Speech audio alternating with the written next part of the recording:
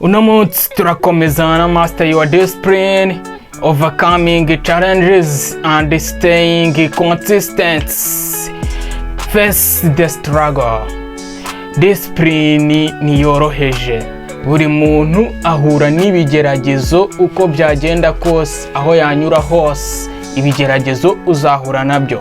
Gutakaza motivation, imbogamizi mu buzima, abantu cyangwa se environment itagushyigikiye, b'abantu batakuri inyuma, ariko discipline irimo resilience irakomeza niyo bigoye, niyo bitoroshye, niyo ufite ibibazo. Gukurikiza system yawe niyo motivation yabuze, biragufasha kurusha ibindi, cyangwa se gukora action uko bikwiye buri munsi nabyo bigufasha buri munsi iyo wahura ikibazo cyari cyo cyose, kuko n'ubundi gahunda zawe zipanze, action zawe ziri ku murongo, urazikora byanga bikunda. Uyu munsi rero tugiye kureba ukuntu discipline ihamye yirinda challenges, uko wakomeza consistency mu buzima bwa buri munsi ariko uhura n'ibibazo buri munsi. Turatangira na challenges are testings of discipline. Challenge ni test, si obstacles. Challenges nizo kureba se ubundi uhagaze gute, nizo kugutestinga, nizo kumenya ese ubundi uri kubyitwaramo gute, ntago ari ibibazo buri gihe. Iyo uhura na challenges n'imbogamizi runaka, ntago biba bivuze yuko ari ibibazo gusa, hari no kuba uri gutestingwa. Bishobora nabyo kugufasha rero iyo ubashije kuzikuramo kandi ufite discipline, nta challenges n'imwe ijya gutsinda. Routine niyo wahuye n'umunaniro urakora. Consistency, ukora ibikorwa byawe niyo nta motivation ufite. Environment yo uhitamo abantu naho bazakugeza, ndetse nuko bakorengera. Self control, kwihangana kuri temptation zawe. Ikindi ni purpose, impamvu ikomeye ikurinda gucika intege. That is purpose, intego ufite. Ese ibi nzabigeraho gute, nzakora igishoboka cyose ariko mbikore, icyo bacyita purpose, kuba ufite intego runaka. Rero turebye urugero hano, umukinnyi ahora mu myitozo ariko agakomeza ya papasiye kugira ngo azatsinde, nta gihe ajya agira cyo guhagarara, nta gihe agira cyo guhagarara pe. Uzabibona buri gihe ikipe iba ifite imyitozo, kandi nawe aba agomba kugira imyitozo ku ruhande rwiwe, ndetse n'umushoferi ahora yiga skills nshya, niyo nta motivation ihari cyane kurushaho. Hano challenges igaragaza urwego rwa discipline yawe ya nyayo. Rero ifite yuhura na challenges zikaze zikomeye ukabasha kuzikuramo, bigaragaza ya level of discipline. Rero staying consistent despite of obstacles, hagarara ukore, ushikame, uhangane mu gihe cyo kuba wagahuye n'ibibazo byo kubireka. Ntibivuze gukora neza kandi nanone buri gihe, bivuga gukomeza. Action niyo nta performance ufite cyangwa se yagabanyutse. Urugero uwo bita Cristiano Ronaldo, inshuro zose z'imyitozo niyo abashije gutsindwa match cyangwa se gutsinda match, arabikora kandi agakomeza akabikora.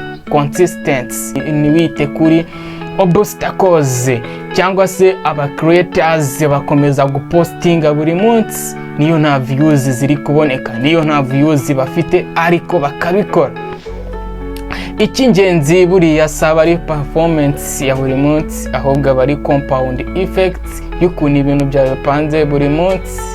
Real life application, ese wabikoresha gute buri munsi, se wabitangira gute nonaha. Gukora micro action, simple action today, kugira ngo system yawe ya discipline ibihamye, ibe yubakitse.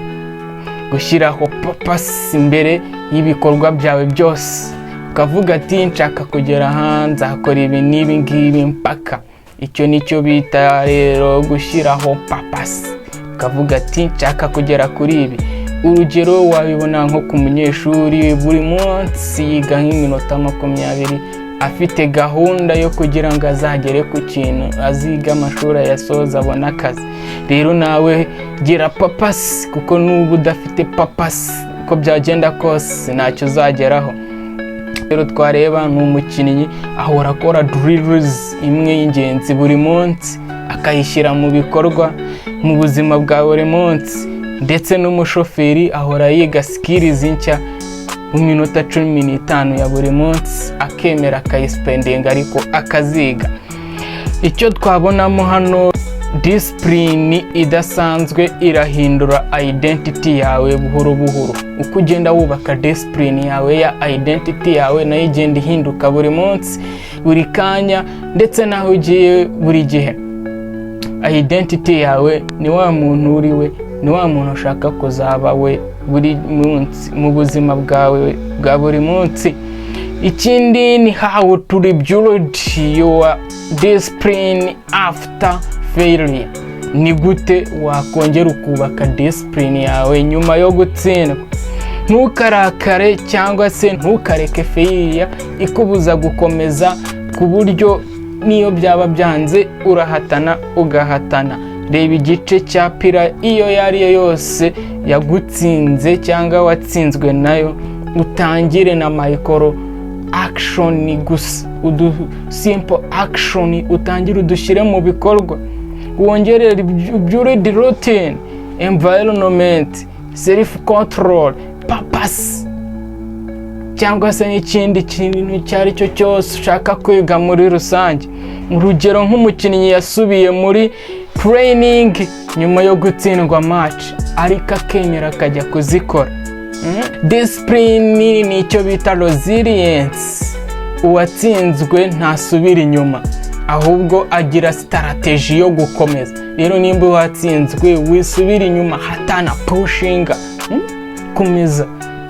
Ahubwo ushake ukuntu utwo tuntu turi kugutsinda wadutangira buhoro buhoro buri munsi kugira ngo ejo bizabe bimeze neza. Action step and closing dusora. Fata ikintu kimwe, hitamo challenge imwe uri guhura nayo uno munsi. Reba pira imwe iri weak, iri hasi, za pira nababwiye mu kanya kabisa. Nurangiza uyitoranyemo abariyo uheraho, uyitunganye, uyubake. Shyiraho rero micro action za buri munsi. Reba progress yawe ya buri cyumweru, ese biri kugenda gute, ese biri kugenda bicenjinga gute. Wirinde progress y'umunsi umwe, kuko umunsi umwe ushobora nawe kugutuma, kuko umunsi umwe nawe ushobora kukubera obstacles, ukavuga ati n'ubundi ntacyo ndi kugeraho, bigatuma ubihagarika. Discipline ntabwo ari igikorwa cya moment, ni lifestyle. Ubuzima bwawe uko uzagenda aho uzanyura hose, lifestyle. Rero discipline yawe yigire lifestyle ya buri munsi. Ibyiza bizaza buhoro buhoro, ariko identity yawe izahinduka uko byagenda kose. Tangira uyu munsi kugira ngo uzatsinde ejo hazaza hawe. Resilience wongeyeho consistency ni power nyakuri, ni ubushobozi bwa nyabwo. Master your discipline, also master your life. No matter challenges will disappear if you force it to prevent it and protect it from your life with a discipline.